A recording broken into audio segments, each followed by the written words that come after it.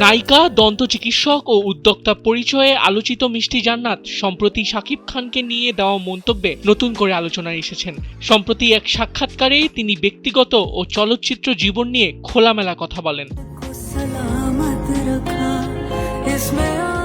সাক্ষাৎকারে তিনি জানান, শাকিব খানকে কেন্দ্র করে ভাইরাল হওয়ার বা তার নাম ভাঙিয়ে চলার কোনো ইচ্ছা নেই। তার ভাষায় তিনি কারো প্রভাবে নায়িকা হননি। শাকিব খানকে ঘিরে প্রচলিত গুঞ্জন প্রসঙ্গে তিনি বলেন, যদি শাকিব খান তার বর্তমান সম্পর্ক বা জীবন পরিবর্তন করে তার কাছে আসতে চান, তবে আগে এসব বিষয় পরিষ্কার করা প্রয়োজন। দেশের স্টাইলিশ নায়কদের প্রসঙ্গে তিনি শাকিব খানের নাম প্রথমেই নিলেও অতীতের চেহারা ও স্টাইল নিয়ে সমালোচনামূলক মন্তব্য করেন। তিনি বলেন, শাকিব খান আগে অনেক খ্যাত ছিলেন, তবে সাম্প্রতিক পরিবর্তনের প্রশংসাও করেছেন তিনি।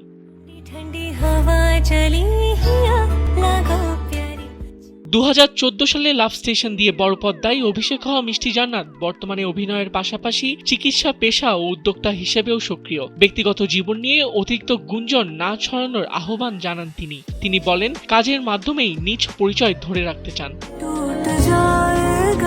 আবিদ খান, সময়ের আলো।